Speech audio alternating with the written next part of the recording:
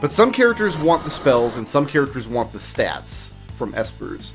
And we're not going to be doing a lot of grinding. I think what we'll just do is split the difference. Like, characters that I know would want the stats, we'll give stats to, and then characters we want to have lots of spells, we'll try to give them a variety of spells. There are very important spells that you should have at various points in the game. I gave Rama to Locke because he's going to need it. The other thing you can do with espers is summon them. In battle, each character can summon their esper one time. There's that drill.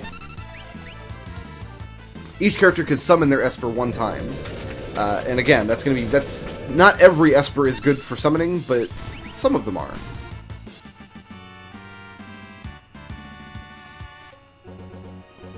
I don't think we're going to get to 10. We're almost to Jidor right now.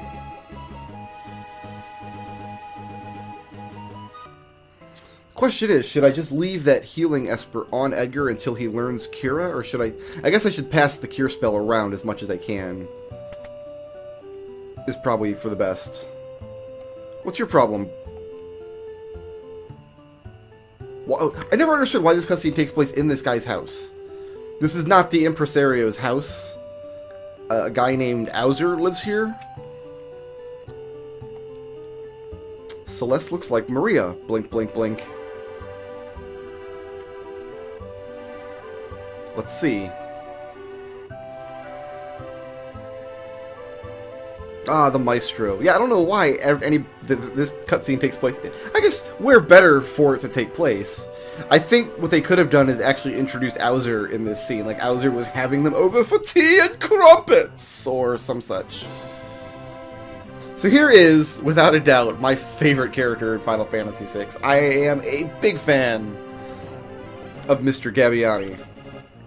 Unfortunately, the game doesn't let us use him in battle for a pretty long time. We gotta go through all kinds of shenanigans before we can apply Setzer to the party.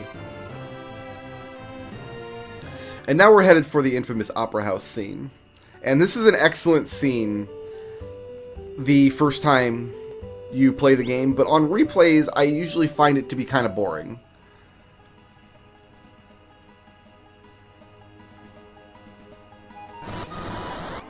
And I mean, I can't really quantify that statement any more than that, so...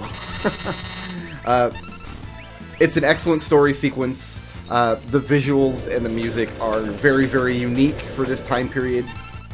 It's definitely a style of cutscene that isn't really tried a lot. Or at least wasn't back in that day. In fact, I'm having a difficult time thinking of another game from this era that has the same aspirations as the Opera House scene. And can't really think of one. So Edgar just gained a level there, and the Esper he has gives him plus 10% HP per level, so he just gained more HP than he would have otherwise. I think we'll just use your Mips up. Drop a save right here. And take her Esper off. Nobody else is going to really bother with her equipment, so... So here's the plan. This creepy Setzer bloke is going to crash the opera and kidnap the lead singer because he is smitten with her existential beauty. I don't know what existential beauty is. I don't know why I went to that word. Anyway. Apparently, Celeste has a passing resemblance to this woman, so we're going to dress her up, teach her to sing, put her on the stage, hope Setzer grabs her instead, and then she will be able to operate the winch that drags the rest of us up onto the airship, which we are then going to commandeer and fly to the Imperial continent to the south.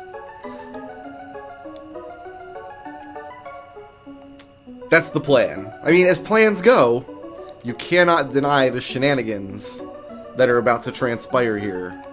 Most excellent. And it is a fun little scene, but it's a long, unskippable cutscene, which after you've played the game 10 times... Open the door, Celeste. You'll be able to go through the door if you open it. There you go.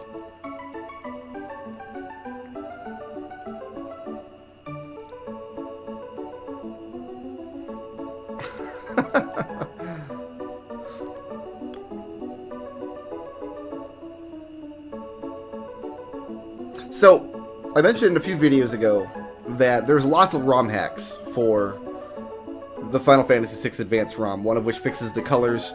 There's another one that fixes the soundtrack. If the music sounds a little bit off compared to what you have heard, or what you remember from your own childhood, it's because the Final Fantasy VI Advance... I guess it's the fault of the GBA, really. The sound chip in the GBA was not as robust as the one in the actual SNES. So I don't think the music or sounds in the game is bad, but it's definitely doesn't match what I'm used to playing the game as a kid.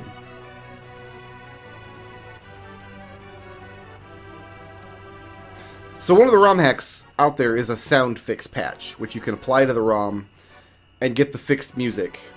But it has he has a side effect where he figured out a way to like literally stream like a real opera recording to this scene. So instead of getting the synthesized SNES opera house music, you get some like grainy, staticky recording from some Japanese orchestra somewhere, which I really think was a bad decision.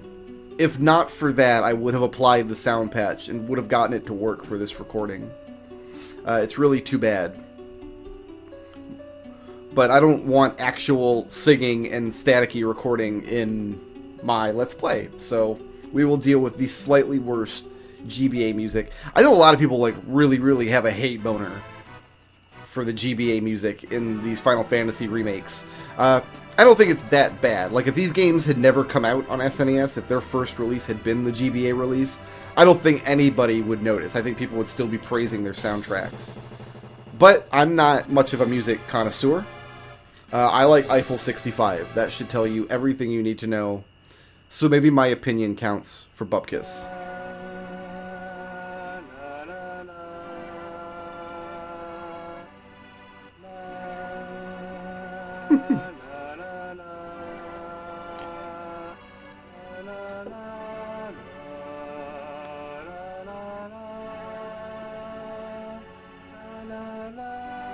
I guess I'm considering it rude to talk over Draco singing here. It's not like he's actually singing words. He's just kind of singing like Peanuts trumpets from the old Peanuts cartoons. That's as close to speech as they could get.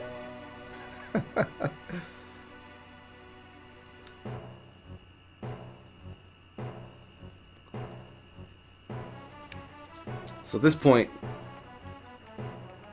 Locke needs to go down. Huh? Why is everyone singing? Good job, Sabin. Locke needs to go give Celeste some encouragement. So we don't have access to Celeste for the combat portions of this scene, which is why I took off her Esper and wasn't really worried about her relics or anything. Oh, speaking of being smitten by existential beauty...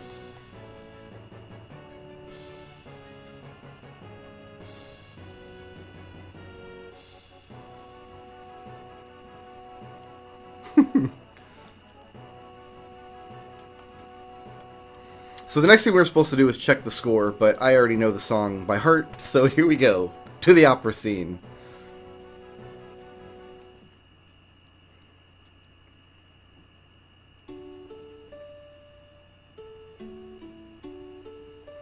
Does this half-finished tower in like the middle of the screen here, how it's kind of like half rounded and then there's half of a window, but then it just stops right into the pillar? Like, on one hand you could say that that is shoddy tiling on the map, but on the other hand you could just say that it's part of the stage setup for the opera.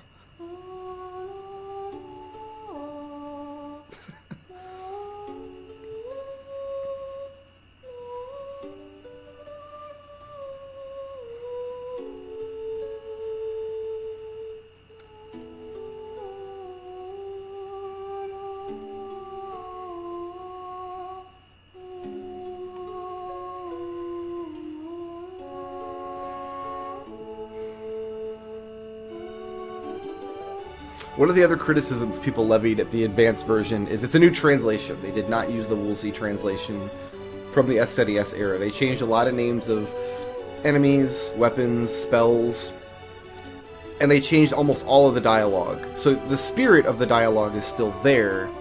It's just a new translation. It's new words on the screen.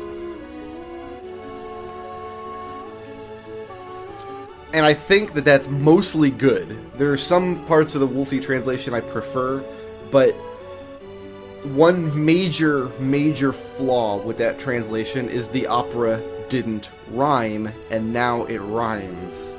It scans properly. It just, if you were to actually sit here and sing it, it would sound a lot better. And you can find those videos on YouTube as well. There's lots of videos of people playing Final Fantasy VI and singing the opera. So here's Prince Rouse, or his ghost, or hallucination, or whatever. And we need to dance with him by talking to him a couple times. You don't have to follow his movements or anything, you can just walk wherever you want, but you're on a time limit. You have to finish this by the time the music crescendos to the proper place, and if you don't, it counts as a fail. And if you fail 3 times at the opera, every time you fail you can start it over and try again. But if you fail 3 times it counts as a game over. So we won't do that.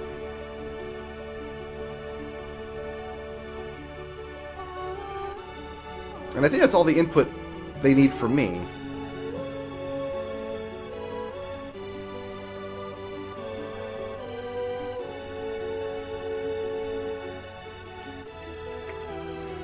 I always thought it would be cool, and I've thought this since like Final Fantasy IX onward, because Final Fantasy IX was a very nostalgic entry to the series. A lot of that game were callbacks to previous Final Fantasy games. Like there are stories you can hear in the game. Like there's one area of the game where you have to put together a story that somebody tells you line by line, and it's telling the story of events that take place in a previous Final Fantasy game. It has lots and lots of little train spotting stuff. I always thought it would be cool if some Final Fantasy game would do like the reverse of that, where instead of like the opera here being kind of a fantastic version of events that transpired in a previous game, for a new game to come out that literally depicts the events that the opera here is singing about. Final Fantasy XII comes almost close with Princess Ash and her losing her husband, but that story ends differently. She doesn't get married off to like Vayne Solidor or something. She she feigns suicide rather than stay princess in Dalmasca. And then she spends the rest of the game trying to find nuclear weapons. But I remember playing Final Fantasy IX the first time and seeing all the other little train spotting stuff and thinking, how cool would it be if a game actually did that? So far it hasn't happened, but I mean, we'll see.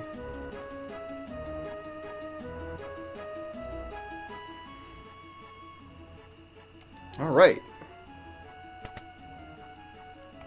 Speaking of tentacle demons, Ultros is back. Everybody's favorite. So that's one thing the new translation actually did get right. I think it would have been a mistake to change his name to Orthros. In general, I think it's fine. Like, Ultros appearing in other games. Like, there's a hunt in Final Fantasy XII where he's Orthros. They call him Orthros in, I think, 10, and then in Dawn of Souls in 1. That's kind of okay. But in this game, he's like an actual character, a beloved character, and I think it would be a mistake to change the names of those characters. A lot of people disagree with that, because I remember when Final Fantasy IV Advance came out and had the new translation, they didn't change the character's name. In that game, Edward is Edward, and Edge is Edge, whereas if they had changed the names back to the Japanese ones, Edward would be Gilbert, and Edge would be Edward, and they didn't do that. And that's probably for the best, but people wanted it changed. And you can tell because you can go back and look at the ROM hacks, the fan translations people did of Final Fantasy IV, where they had to squeeze letters together. Like, their font table actually has an I and an L that take up one letter space, so they could fit the word Gilbert into 6 letters, and it's, I don't know, he doesn't look like a Gilbert to me. I'd have been bummed if they changed his name. I'm a little bummed that they canonically changed Aerith's name to Aerith, because I think Aerith sounds as derpy as Rama does to my ears. Anyway, Orthros is here, and he's going to drop a 4-ton weight on Celeste's head, and she's just standing there like, oh, people are fighting, that's fine. Nothing here is wrong. Alright, so let's go. We got 5 minutes to do this. We should have no problem doing this in 5 minutes. This is a pretty straight shot. We don't need to get any treasures or anything. Which one do we pull, buddy? The far right, don't touch any others? Okay, this is the far right, right? No? Okay, what about this? Oh, that's the house lights. And it's full of Pac-Man ghosts! Oh my goodness! Okay, what about this one? Uh-oh! No, this is okay. This is fine. Nobody saw that. We'll just jump on everybody's heads. Minos are just designed to waste time, clearly. I do like how they kind of mute the music when you go out into the lobby area. That's a nice little touch. Alright, so let's do this for real now. Remember that trapdoor, though. We will need that later on. Much, much, much later on. Like, by the time I actually do it,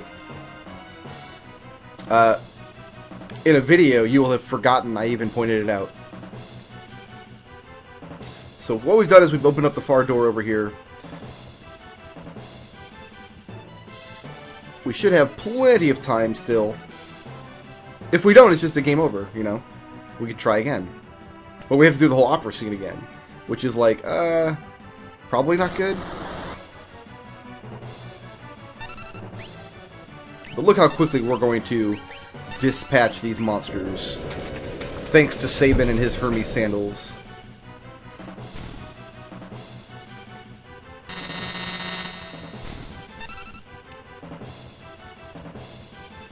So Locke now has thunder, that's good.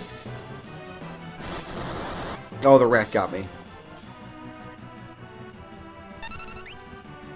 Usually end up having to kill all the rats.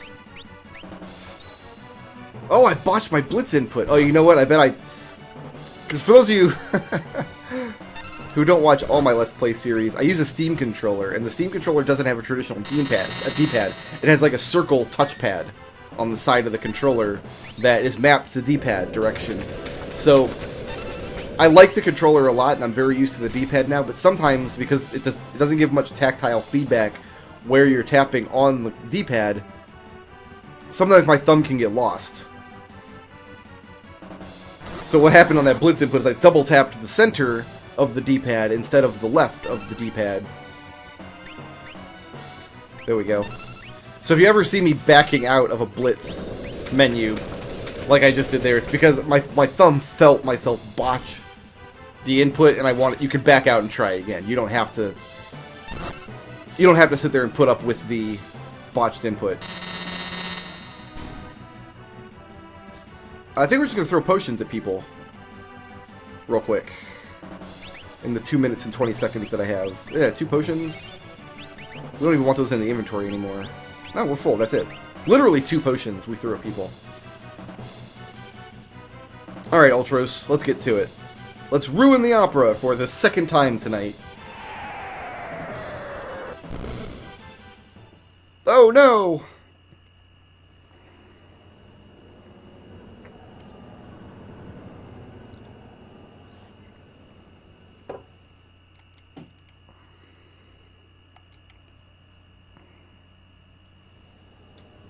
And now Locke sees his opportunity. He's the leading man, after all. And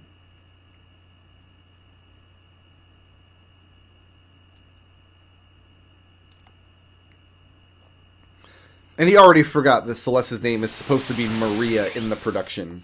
So... Ultros is getting into it, though. I don't like having the characters' portraits in the dialogue boxes in this game. But if they're going to put them there, they should have given Ultros one. You know what I mean? Like, just crop out his little monster thing here. Okay, Ultros is weak to fire. And he's... I mean, he's not weak to drill, but...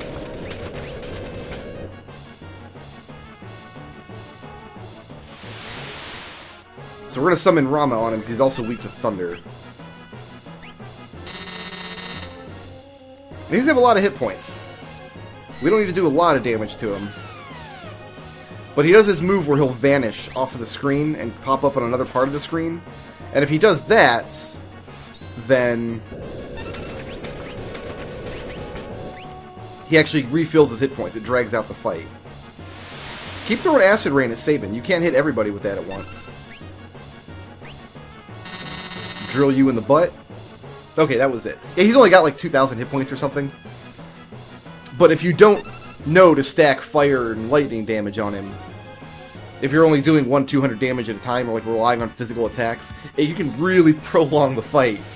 Because he'll pop down into the stage, pop up somewhere else, and he gets a refill to his hit points.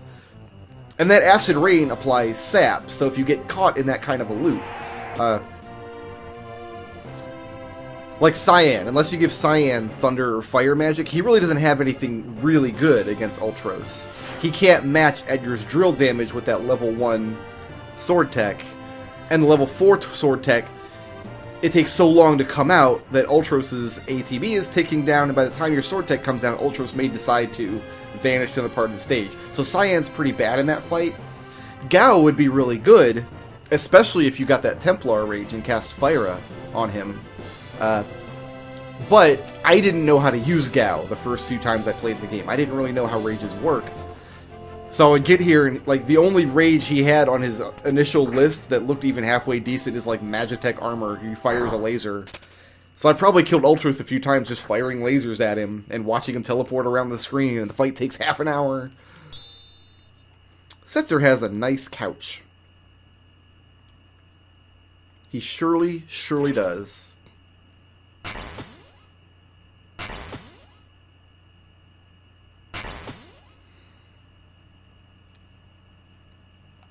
A great fake actress. Locke, you're such a charmer.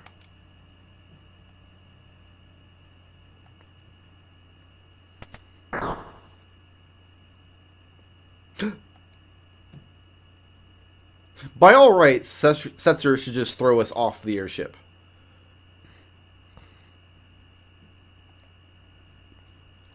But we know to appeal to his sense of flattery.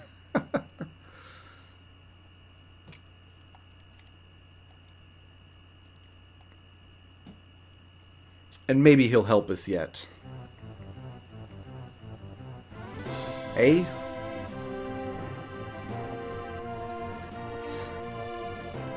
That line there that he's saying that business is slow because of the rise of the Empire is the exact opposite of what he says in the original translation, where he says, like, the Empire has made me a rich man.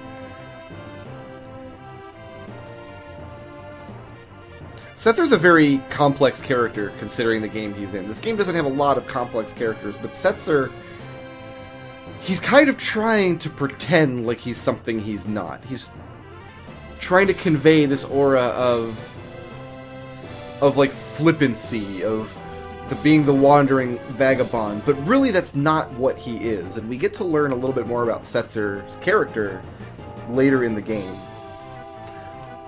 One interesting thing is in the second world, when we get there, we start the second world with just Celeste, and it's up to you to recruit all of your heroes back into the party to go fight the final boss, go through the final dungeon.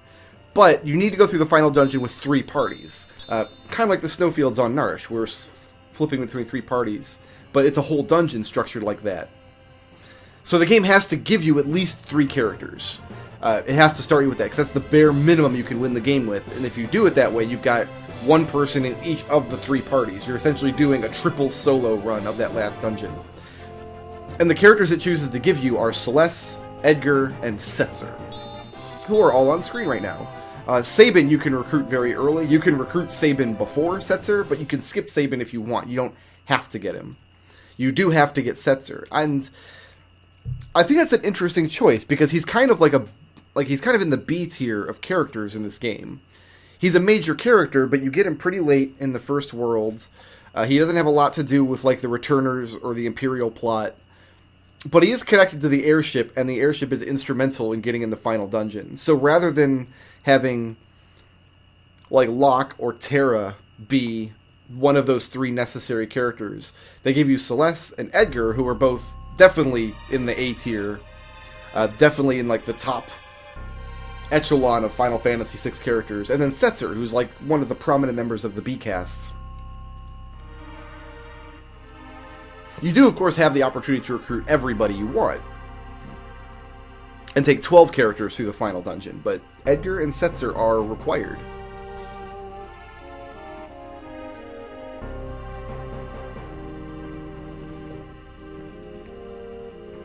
Very ominous approach to the Imperial capital here.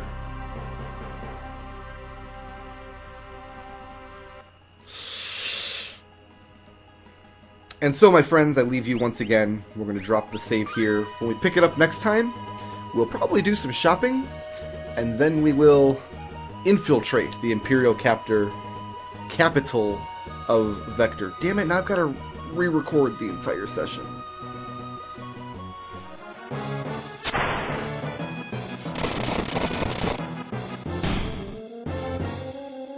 Shoutouts to Half Frog Man, who sponsored this video, and to everybody who helps make my channel possible by supporting me on Patreon.